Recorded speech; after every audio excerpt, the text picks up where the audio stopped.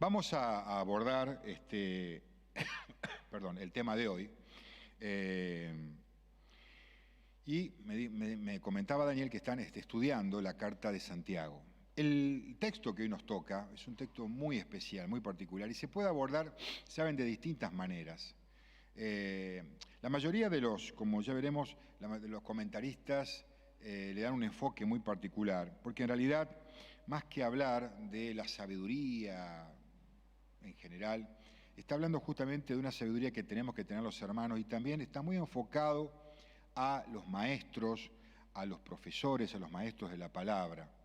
Este texto que vamos a considerar hoy debería ser enseñado en las capacitaciones, para todo aquel que quiere enseñar la palabra. Por supuesto, es para todo creyente. Yo lo invito a abrir su Biblia en la Carta de Santiago, capítulo 3, del versículo 13 al 18.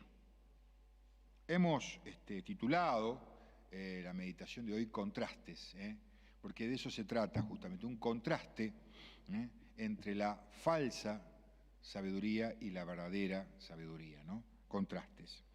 Dice Santiago capítulo 3, verso 13. ¿Quién es sabio y entendido entre vosotros?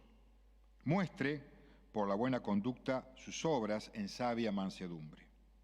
Pero si tenéis celos amargos y contención en vuestro corazón, no os jactéis ni mintáis contra la verdad, porque esta sabiduría no es la que desciende de lo alto, sino terrenal, animal, diabólica.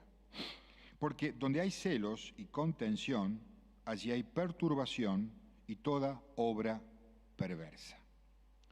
Pero la sabiduría que es de lo alto es primeramente pura, después pacífica, amable, benigna, llena de misericordia y de buenos frutos, sin incertidumbre ni hipocresía.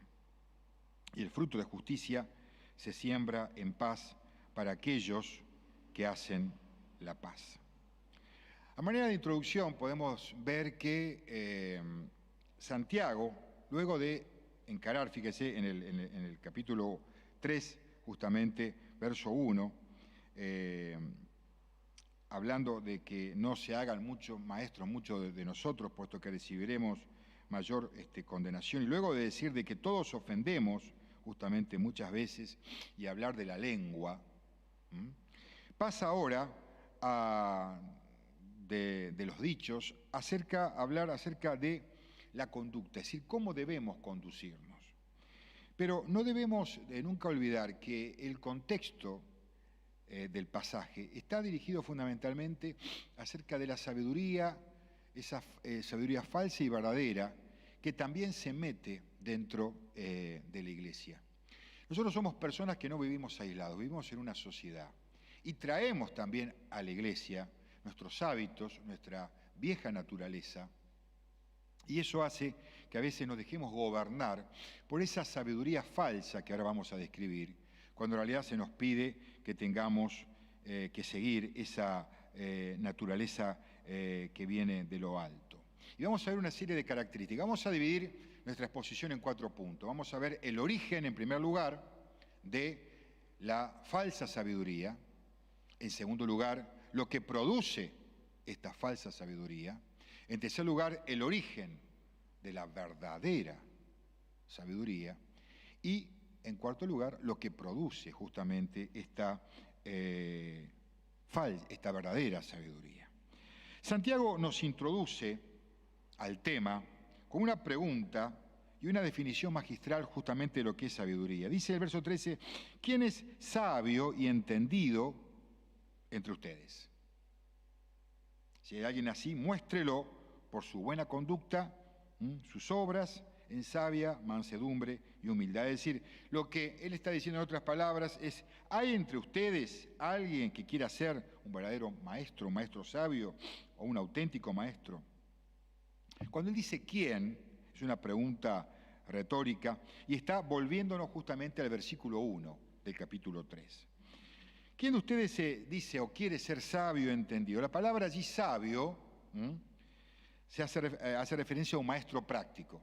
Ustedes saben que la sabiduría es el conocimiento puesto en acción. Una cosa es el conocimiento y otra cosa es la sabiduría. Hay mucha gente que tiene sabiduría. Se decía, por ejemplo, del gran Einstein, a quien yo admiro mucho, que era un hombre que tenía mucho conocimiento, pero no era capaz por ahí de resolver una cuestión doméstica en su casa. Se ahogaba en un vaso de agua. La sabiduría es lo que nos permite resolver de una manera práctica, ponemos ese conocimiento en forma práctica, pero adecuadamente, conforme, por supuesto, a la palabra de Dios. Dice, ¿quién es sabio o entendido? La palabra allí entendido hace referencia a alguien que es experto, diestro, que tiene un conocimiento científico y hasta tiene aires de superioridad. ¿Quién de ustedes entonces tiene sabiduría o quiere ser sabio y entendido? Muéstrelo, muéstrelo, es decir, exponga. Es un viejo verbo que significa exponer. ¿Por qué? Por sus buenas conductas. Y aquí encontramos la definición justamente de lo que es sabiduría. La sabiduría, lo dice justamente el verso allí a continuación, es cuando yo demuestro por mi buena conducta lo que digo, lo que soy. Las acciones muchas veces hablan más fuertes que las palabras, incluso de un sabio, de un profesional. Ustedes conocerán aquella ilustración muy conocida de aquel en una reunión como esta, espero que no me lo hagan a mí, estaba el predicador, el pastor enseñando, y una persona sentada allá atrás decía, hable más fuerte. Entonces el predicador levanta la voz, ¿la conocen? Esa persona dice nuevamente, hable más fuerte, que no escucho. El predicador levanta la voz. Por tercera vez la persona que estaba atrás le pide que levante la voz. El pastor ya se molestó. Entonces dice, no puedo hablar a los gritos. Entonces este hombre que estaba atrás le dice, ocurre que sus hechos, mejor dicho, sus malos hechos, hablan tan fuerte que no puedo oír sus dichos. La sabiduría, una persona sabia, es aquella persona que tiene conocimiento, pero que los pone en práctica, en acción. Una persona sabia, como vamos a ver desde el punto de vista de las Escrituras, es una persona que hace la voluntad de Dios. Y de eso justamente se trata. El ejemplo del Señor es aquel ejemplo del maestro perfecto, que tenía la sabiduría perfecta, como bien dice Mateo 5:5, Zacarías 9:9, es decir, el Mesías, en esa asombrosa combinación. ¿Por qué arranca así? ¿Por qué comienza a decir, salta de la lengua y ahora salta a cómo tenemos que conducirnos al proceder? Bueno, porque el verso 14 nos da a entender algo que estaba sucediendo en las iglesias de aquel tiempo. Porque dice el verso 14, pero si tenéis celos amargos y contención en vuestro corazón, no os jactéis ni mintáis contra la verdad, y ahí se mete de lleno a analizar esa falsa sabiduría. Por eso, para ordenarnos homiléticamente, vamos a ver en primer lugar el origen de esta falsa sabiduría del cual habla Santiago. Fíjense, esquemáticamente, verso 15. Esta sabiduría no es de lo alto. Dice el texto, no es de lo alto, es decir, no proviene de Dios. ¿De dónde proviene entonces? Dice que es terrenal. Esta sabiduría es de este mundo, mide sus éxitos en términos mundanos, tiene limitaciones terrenales. Ya Pablo en Filipenses capítulo 3, yo se lo leo, verso 19, 18, dice Filipenses 3, 18, porque por ahí andan muchos, de los cuales os dije muchas veces, y aún ahora lo digo llorando, que son enemigos de la cruz, el fin de los cuales será perdición, cuidado, cuyo Dios es el vientre y cuya gloria es su vergüenza, que solo piensan en lo terrenal. Mis queridos, cuando Satanás se dio cuenta que pese a que el imperio perseguía a los cristianos, los encarcelaba, los mandaba al circo romano, el evangelio crecía cada vez más. Está ese gran dicho político que dice, si no puedes contra tu enemigo, únete a él. Y eso fue justamente lo que hizo Satanás, se mete dentro de la iglesia. Y ese es el problema que tenemos en la cristiandad, los falsos hermanos, los falsos cristianos. Y estos falsos hermanos se manejan por esta sabiduría que es terrenal, es de este mundo. Y fíjense que esta es la sabiduría que tienen nuestros gobiernos, que tienen los gobiernos en el mundo, es terrenal, no es de lo alto. Entonces tenemos toda esta clase de problemas que ahora vamos a analizar. Pero también dice que es animal. Su origen es animal. Es un viejo adjetivo acá, que se refiere justamente, es una palabra griega. No me gusta por ahí mencionar mucho griego. Primero que no somos expertos, es un idioma que ya no se habla, pero son palabras por ahí más conocidas. Psicos. Psige es la palabra para alma. Es una palabra curiosa, porque podría haber usado otro término. Pero si vamos a 1 Corintios capítulo 2, capítulo 3, allí Pablo le habla justamente a los corintios, hablándole de su inmadurez, y le dice, mire, haciendo un bosquejo, hay 3 clases de personas, dice él. Está el hombre natural, y usa la palabra psicos. El hombre justamente natural es aquel hombre justamente que se deja gobernar por lo almático. Luego dice, está el creyente carnal, sarkikos, que es el creyente. Sarkikos es una palabra, sarx en el griego es carne, ikos es un sufijo que significa perteneciente a, relativo a. Es aquel que se deja gobernar por la carne. Es el creyente que tiene a Cristo, pero que se deja gobernar por su vieja naturaleza. La carne es un concepto teológico para Pablo en contraposición al espíritu. Romanos juega mucho con esto, carne, espíritu. No andéis en la carne, anden en el espíritu. Un creyente carnal, sarkikos, es aquel que se deja gobernar por esa vieja naturaleza, es decir, por la carne. Por esa naturaleza que es la que estamos describiendo aquí. Es la falsa naturaleza, que es animal, que es terrenal y que ahora vamos a ver que es diabólica. Y esto, tenemos hermanos así, hermanos que no crecen, no se dejan gobernar por el espíritu, sino justamente por los viejos deseos. Esa justamente es la idea. Eso es justamente lo que está diciendo. Sensual, también es otra traducción. Es aquella persona que no se deja gobernar por Dios.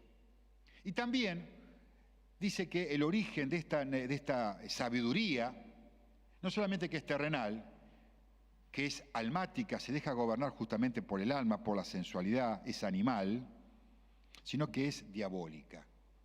Es una palabra que aparece únicamente aquí. Y acá puede tener 2 significados, que es un proceder igual a los demonios o que está instigada por los demonios, lo cual es lo mismo.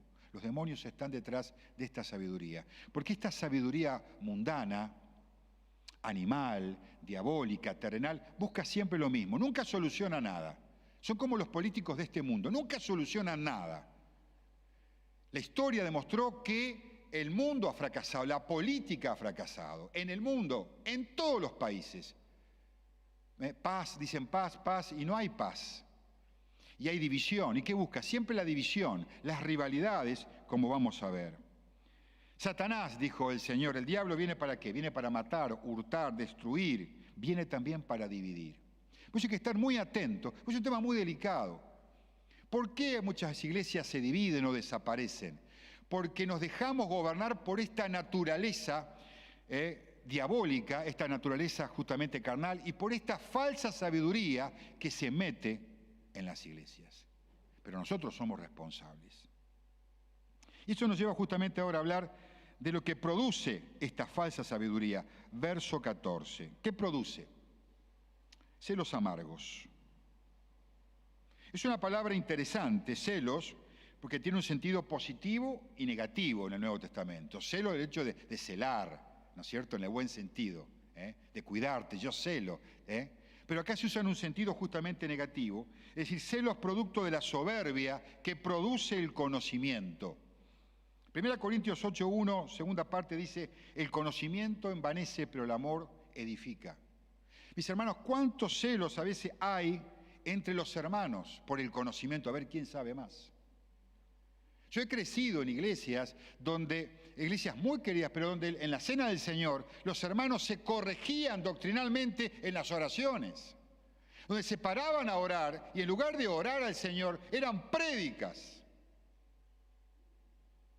Y donde si algún hermanito más jovencito por ahí se equivocaba en un pequeño concepto, en lugar de llamarlo aparte, como hicieron con Apolos, Aquila y Priscila, no, en público lo corregían o lo reprendían. Imagínense, ese hermanito no se para nunca más en una cena con libertad a compartir un concepto, porque todos nos podemos equivocar. Y lógicamente esto produce un gusto amargo, esa raíz de amargura del cual habla Hebreos 12:14, raíces de amargura. Entonces, esta falsa sabiduría, que todos nosotros podemos ser víctimas y podemos caer en ella, producto de nuestro conocimiento. Ustedes no se imaginan los celos que hay a veces entre los predicadores. ¿Quién me imita más? ¿Qué campamento tomo más? Si mi apellido es conocido. A ninguno de los personajes de la Biblia le interesaba el protagonismo, y menos al Señor. El Señor huía. La propia familia del que no creía en Él, cosa curiosa, no hay profeta sino en su propia tierra, le decían, andá a Jerusalén, le decían sus hermanos, que no creían en Él. Que te conozcan, hacer algún milagrito, a ver si te conocen. O sea, que vos decís que sos del Mesías, pero el Señor rehuía todas esas cosas. Por varios motivos. Uno de ellos porque no quería ser perseguido a tiempo, porque todo tenía su tiempo, pero a él no le interesaba la popularidad. Y esto es algo que nosotros tenemos que tener en cuenta. Por eso que esto es, acá deberían estar, aparte de toda la iglesia, todos los predicadores, los que creemos ser algo, y no somos nada. Quiero hablarle al corazón en esta mañana, para que usted ore por los predicadores, porque son la principal víctima del orgullo y de la soberbia, y de este celos. ¿A qué los saludan? A mí no. A él lo invitan, a mí no. ¿Cuántas divisiones pasa esto? Pero no únicamente entre los predicadores, también en los ministerios, entre los miembros de la iglesia, en la escuelita dominical, en todo. ¿Por qué a él sí y por qué a mí no? Produce también contención en el corazón, esta sabiduría, rivalidades. Esta palabra de contención es una palabra que fue evolucionando con el tiempo. En la antigua Grecia, no se olviden que fue escrito en el griego kiné, el Nuevo Testamento, y son conceptos prestados de ellos. Entonces hay que entender la cultura helénica, griega, para poder entender muchas de estas palabras. Es un idioma aparte maravilloso, el griego, ¿no?, que utilizó el Señor para que se escribiera el Nuevo Testamento. ¿Y saben lo que llegó a significar esta palabra contención, que se traduce en su versión como contención? Llegó a significar ambición egoísta, y se aplicaba, ¿sabe a quién? A los políticos, otra vez los políticos. A aquellos que tenían esa ambición, dispuesto a utilizar su encumbramiento para conseguir su fin a cualquier precio. Esa ambición de pisarle la cabeza al otro. En lugar de la persona madura, el pastor, el líder, de capacitar, de hacerlo crecer y que sea mayor que yo, no, le piso la cabeza. Tiene dones, tiene talentos, entonces lo arrincono. No sirve en la iglesia, allá, porque el protagonista soy yo. Primero yo, segundo yo y tercero yo. Yo y mi familia. Y perdóneme si soy directo, porque yo no vengo para agradar a las personas. Cuántas voces hermosas hemos tenido en las iglesias, pero no es rubia y de ojos celestes y no es linda. Tiene sobrepeso, es oscurita y es de apellido que nadie la conoce, entonces vaya atrás. Y pasa él o ella que apenas si pueden balbucear. Ellos sí cantan, vos no. Esto ha causado tanto dolor, tantas divisiones, pequeñas cosas. Si queremos realmente, ya el Señor viene pronto, así que hay que aprender rápido. Y queremos justamente que la iglesia crezca. Somos un cuerpo, todos somos importantes. De eso está hablando esto, hermanos. No de la sabiduría así en general. También produce jactancia. Dice el texto, no os jactéis.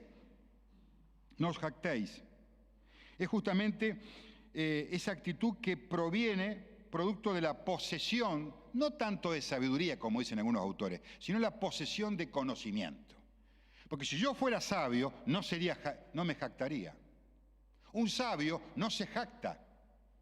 Porque un sabio es humilde, un sabio sabe, como decía Sócrates, solo sé que nada sé. Solo sé que nada sé. Un sabio tiene que ser humilde y se da cuenta de cuánto sabe, cuánto no sabe. Yo me acuerdo, yo me crié con mi esposa en los campamentos de jóvenes en Santa Fe con don Roberto Ochoa. Y él decía una vez, lo tengo grabado, alguna pregunta, vieron que en los campamentos eran campamentos muy grandes, por ahí no se animan a preguntar. Y él decía, con ese tono español que él tenía, todavía lo extrañamos, él decía, yo tengo tantas dudas. Yo decía, ¿cómo puede ser? Yo tenía 20 y pico de años, ¿cómo puede ser? Con los años me di cuenta. A medida que uno más estudia la palabra, uno se da cuenta de qué poco sabe. y tiene que llevarnos a tener temor de Dios y a ser más humildes de lo poco que uno sabe y de lo atrevido que muchas veces somos cuando estamos en este lugar o en cualquier lugar compartiendo la palabra. El gran William Barclay, un gran estudioso de la cultura hebrea y helénica, decía que los maestros y profesores tienen siempre esa doble tentación, la tentación de la arrogancia, algo característico, decía él, en los rabinos, en los judíos.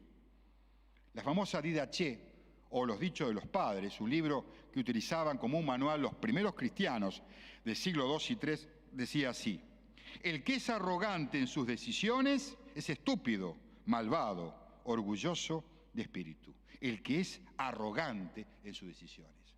Acá el pastor soy yo, el líder soy yo, acá el que está al frente soy yo y acá se hace lo que yo digo. Cuando somos un cuerpo. Es cierto que no es una democracia, pero tenemos que escuchar. Y ese es el reclamo que yo escucho en las instituciones cristianas, en las escuelas, en las iglesias. Me dicen: Daniel, no escuchan, no escuchan, no escuchan.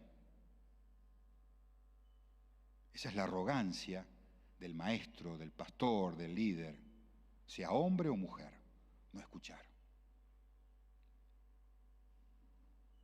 Este peligro es típico en los maestros porque están acostumbrados ¿a qué? A que los escuchen y a que acepten sus palabras.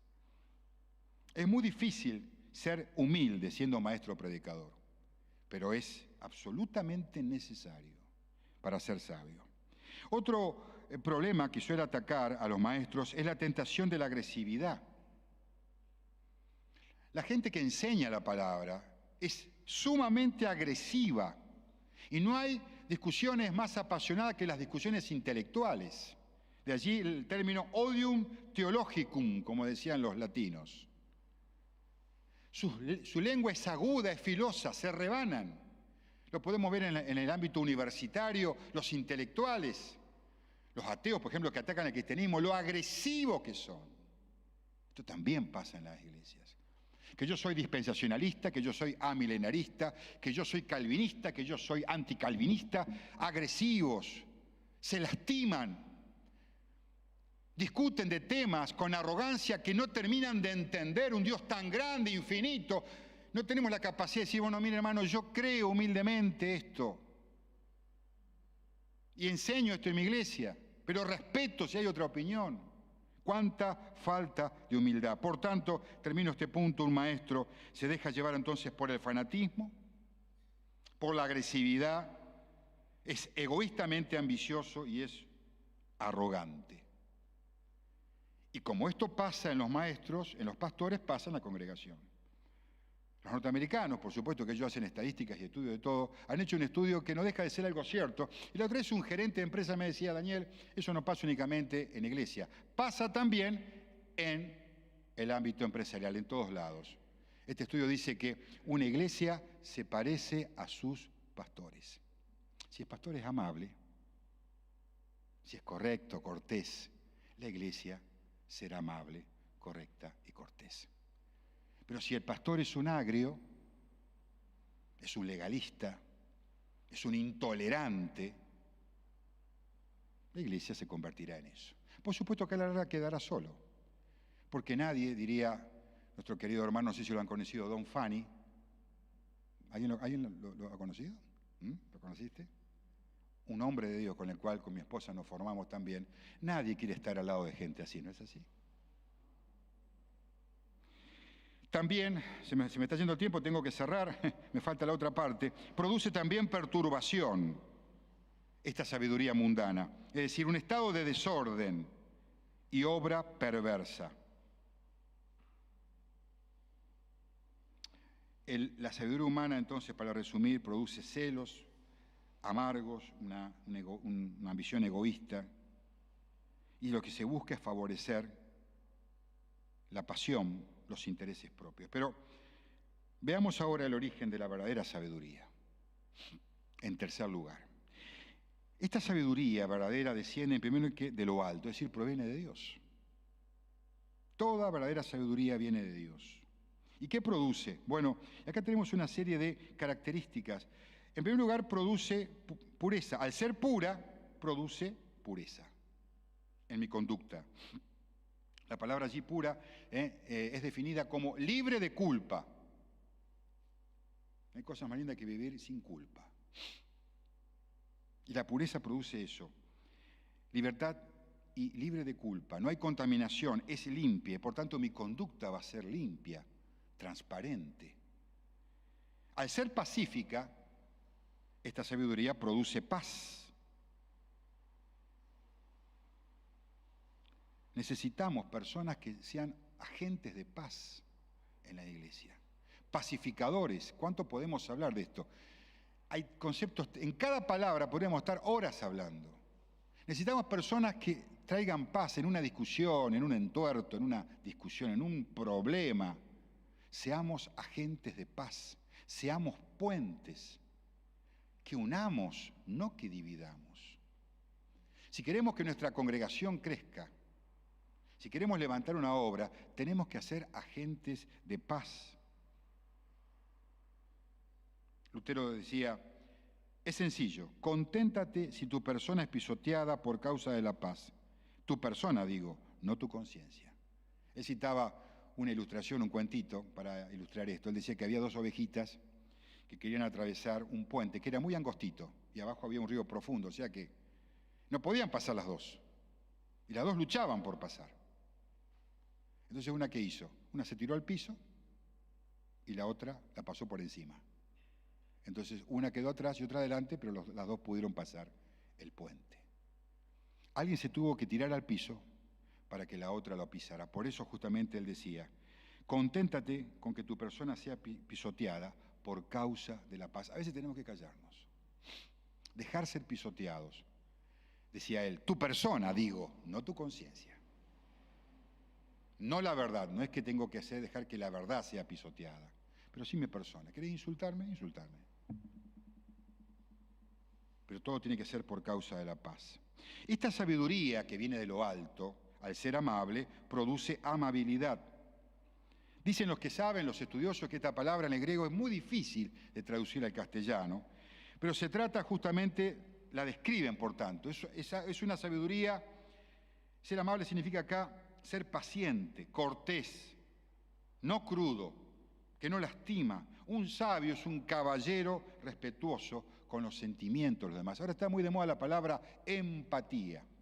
Simpatía, el prefijo sin significa junto. Patía viene de patos, pasión, enfermedad. Es decir, compartimos la misma pasión, los mismos intereses. Pero la empatía, incluso en el castellano se ve bien, la preposición significa justamente que yo me meto en las botas del otro, en los zapatos del otro, para poder justamente entenderlo. Ese es un concepto que Gardner, un gran pedagogo, utilizó mucho para aplicarlo justamente a la pedagogía. Tratar de entender al alumno. Yo tengo que tratar de entender a mi hermano, a mi prójimo. Un sabio es un caballero.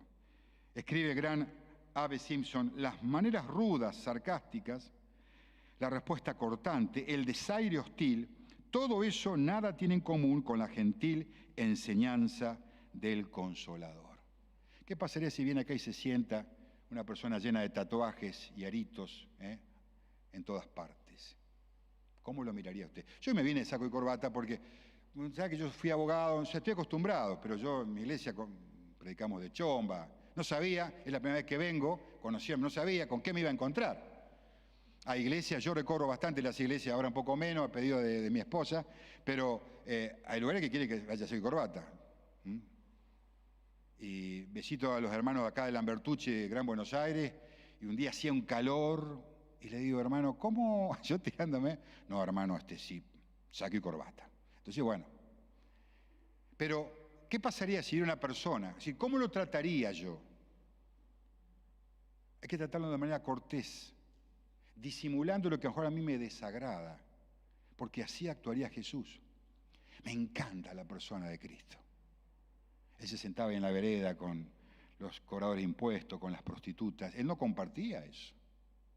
Y venían los religiosos y legalistas, que come con los pecadores. Yo en ese Dios creo. Yo no creo en las instituciones, en la iglesia. Yo vengo de de la iglesia romana, mis padres eran del Opus Dei, así que imagínense de dónde vengo. Me convertí en adolescencia. La iglesia evangélica, tal denominación, no me importa ni la denominación, aunque la amo y la respeto en la que estoy, pero yo no vivo de eso. Mi autoridad, como decía Lutero, no es lo que diga el Papa, es lo que dicen las Escrituras. Esa debe ser nuestra autoridad. La Escritura, la persona de Jesús. Esta sabiduría produce benignidad, porque es benigna. Eso significa que es conciliadora, dispuesta a oír, a razonar. Qué lindo que es ser conciliador, ser diplomático. Tenemos que ser así, personas, siempre conciliar, bueno, tratar de poner paños fríos, ser agentes de paz, de conciliación. Esta sabiduría es misericordiosa, por tanto, produce misericordia, produce buenos frutos. Esta sabiduría es sin incertidumbre, por tanto, produce eso, certidumbre, no dudas. Tenemos que, por supuesto, respetar el disenso y la discusión, pero tenemos que llevar a las personas certidumbres. Tenemos también que ser sin hipocresía, producir justamente autenticidad, ser sinceros, un amor no fingido. Concluyo.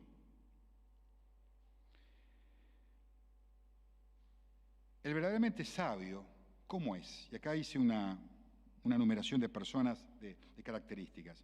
Una persona sabia y una conducta sabia, o mejor dicho, para que lo llevemos en concreto, un creyente sabio es aquel que es genuinamente humilde.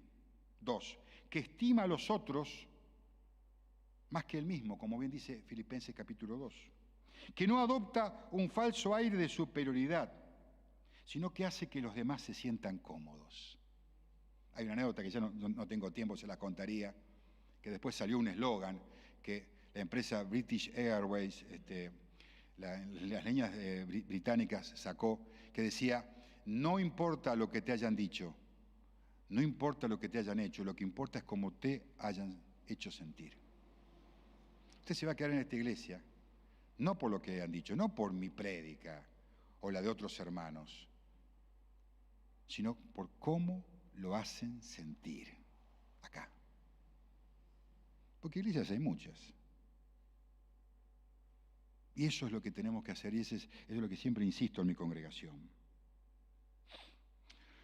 Es verdaderamente sabio aquel cuya conducta no es como la del mundo que lo rodea, sino que está fuera de este mundo.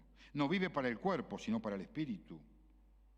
En palabras y acciones recuerdan al Señor Jesús. Una persona sabia es cuando su vida es pura, moral y espiritualmente limpio, cuando es pacífico. Hay creyentes que tienen mucho conocimiento. Watchman Nee, un gran místico, un creyente, un bautista, que muy criticado por algunos, pero gran parte de su vida la pasó en la cárcel en China por el comunismo chino, de Mao Zedong. Él decía, la gente inteligente en la iglesia intelectual es peligrosa. ¿Es cierto? Porque a veces la gente inteligente que tiene mucho conocimiento, si no es humilde, tiene una arrogancia que a la larga lo traiciona y lo lleva a causar divisiones. Si usted tiene inteligencia, si usted es estudioso, si usted tiene conocimiento, póngalo al servicio de la sabiduría de Dios. Sea humilde. Sea pacífico. Soporte los insultos, las falsas acusaciones. Un creyente sabio es gentil, suave, es tierno. Es fácil de razonar, se puede razonar con él. Chuck Swindoll, en uno de sus libros, no me acuerdo cuál, él decía, hay personas que tienen escrito un no acá, y otros que tienen escrito un sí. Conocí iglesias donde los jóvenes me decían, acá hay dos ancianos, fulano y mengano. Cuando queremos pedirle algunas cosas vamos a fulano, porque el otro sabemos que tiene un no. ¿Es cierto? No, aquel no, es un cascarrabia. Es bueno, pero un cascarrabia, te va a decir siempre que no. ¿Cómo puede ser eso? Usted dirá, pero esto pasa en la iglesia. Claro que pasa, sí está hablando de esto. Si queremos realmente ganar a las personas, es mostrar que realmente estamos llenos de falencias, no vender pescado en mal estado, no vender humo. Somos pecadores redimidos con errores. ¿Sabe cuántas veces que yo he pedido perdón a mi congregación por errores que no debí cometer? Yo también, en la obra misionera, hacíamos empanadas. Y una vez estaban discutiendo, porque estaban los cocineros, ¿no? Que la empanada sí, que la empanada no. Hacíamos locro, asado con cuero. Estoy hablando de la década de los 90, era otra época. Yo ya tengo 54 años, eran otra época. Entonces yo estaba cansado porque los cocineros, hay una escuela de cocina y otra escuela de cocina. En el interior se hace mucho locro. El que hace el locro y desgrasa el cuerito, la patita de chancho, no sé si sabe de lo que estoy hablando. Y está acá y dice, no, ¿cómo lo vas a desgrasar? Si pierde el sabor. Y se pelean. Entonces yo entré, me acuerdo, y los reté como a chicos. Personas que podían ser mis padres. Ahí ella me dice, ¿cómo lo vas a retar? Es que yo ya estaba... Bueno, yo era el pastor. Pero después me disculpé con ellos públicamente. Hay que ser sincero. Uno comete errores. Dice Santiago, ya ustedes lo han estudiado, todos ofendemos muchas veces. Una persona así no es vengativa. Trata igual como todos, no tiene favoritos. Y le da oportunidades en el ministerio a todos conforme a sus dones. No levanta una iglesia, esto también por ahí tiene un sello muy personal de mi parte, pero es una iglesia no conforme a acomodo, sino conforme a dones. Una iglesia que crece conforme a los dones, no al acomodo. Esto también pasa en las iglesias evangélicas, que son fundadas por familias. Familias patricias que están en el pastorado y no le dan lugar a los hermanos que tienen dones. Entonces la iglesia languidece hasta que desaparece o se divide o explota por el aire, afectando y manchando su testimonio. Un hermano así no es hipócrita. Por el contrario, y ahora sí termino, el hombre de sabiduría mundana tiene el corazón lleno de envidia y contienda, es intolerante, sus métodos son crueles, demoníacos, su vida mental es sucia, su moralidad está degradada, es pendenciero, vive peleando, no se le puede hablar porque se enoja, es constantemente contencioso, es imposible razonar con él, es rencoroso, es vengativo y no es sincero.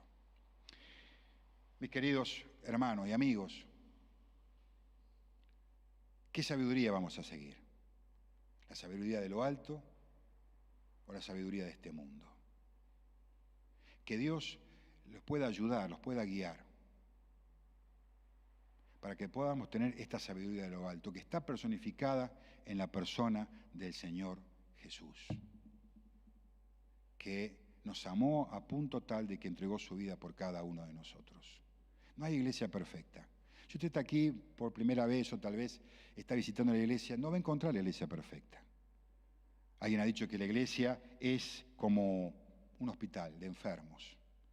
Pero seamos conscientes, estamos aquí para ser restaurados. Hay gente que viene con su vida destrozada, rota. No hagamos acepción de personas, tratemos con amor. La verdad siempre estará primero, pero la verdad debe ser entregada con amor, con suavidad, con ternura. Y créanme que la iglesia, la gente notará la diferencia y dirán, yo voy ahí.